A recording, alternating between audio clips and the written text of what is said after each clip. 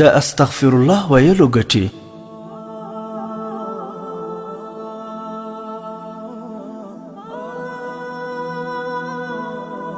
امام حسن بصري رحمه الله ته یو سړی راغی او ورته یې وویل باران نه ورېږي څه وکړو؟ ده ورته وویل له الله جل جلاله نه بخښنه وغواړئ، استغفر الله وایاست. له لږ ځنډ وروسته بل کس ورته راغی، هغه ورته وویل زما میرمن شنډه ده، اولاد مې نشته. امام حسن بصري رحمه الله ورته وویل استغفر الله وایه. دریم کس ورته راغی، هغه ورته وویل زه مسکین یم، هیڅ هم نه لرم. ده ورته وویل استغفر الله وایه. د ده خواته یو کس ناست و، هغه په تعجب سره ورته وویل عجیبه نه ده، د دې دریو کسانو مختلفې غوښتنې وې، خو تا هغو ټولو ته همدا یوه خبره کوله چې استغفر الله وایه.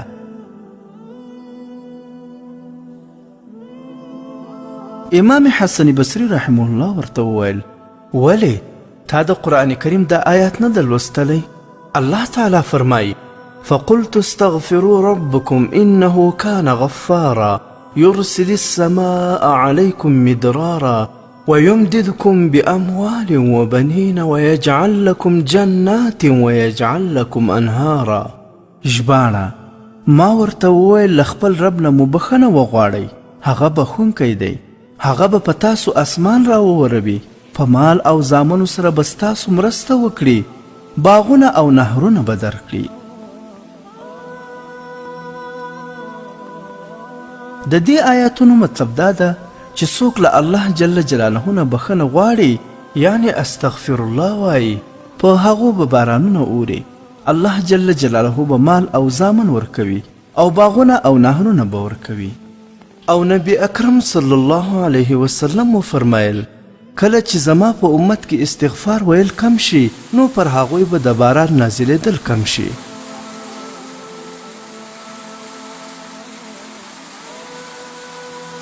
که غواړې چې ګناهونه دې وبخښل شي نو استغفار وایه. که غواړې چې د رزق دروازې درته خلاصې شي او برکت درته پکې واچول شي نو استغفار وایه. که غواړې چې مشکلات، مرضونه او خفګانونه دې لرې شي نو استغفار وایه. که غواړې چې هر کار درته آسانه شي نو استغفار وایه. که غواړې چې ایمان دې زیات شي او په خوند دې پوه شي نو استغفار وایه. که غواړې چې زړه دې په راحت او نفس دې مطمئن او روح دې خوشحاله شي نو استغفار وایه. که غواړې چې الله جل جلاله درته اولاد درکړي نو استغفار وایه.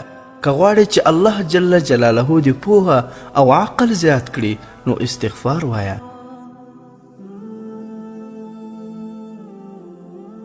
د استغفار ویلو 20 حیرانونکې ګټې د حوالې سره. د استغفار په ویلو سره بارانونه کېدل، مالونه ډیرېدل او اولاد ډیرېدل. سورة النوح. د استغفار په ویلو سره د عذابونو څخه خلاصون د سید الاستغفار د جنت ته تللو ذریعه ده. د استغفار په ویلو الله تعالی خوشحالیږي. د استغفار په ویلو د دنیا د مصیبتونو څخه خلاصون، د استغفار په ویلو عزتمندي حاصلول، د استغفار په ویلو د دعاګانو قبلېدل. صحیح البخاري.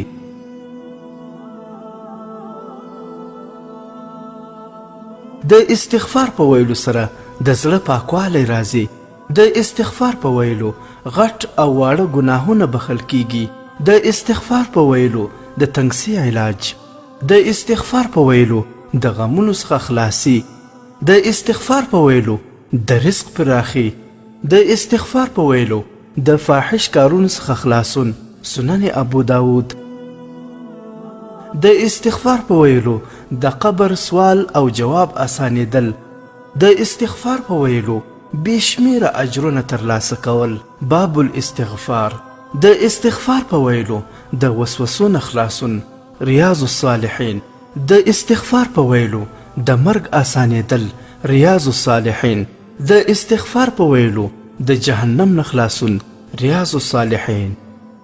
ګران ورونو، دا چې د استغفار ویل دومره ډیرې ګټې لري، راځئ چې خپله ژبه د استغفر الله په ویلو عادت وګرځوو.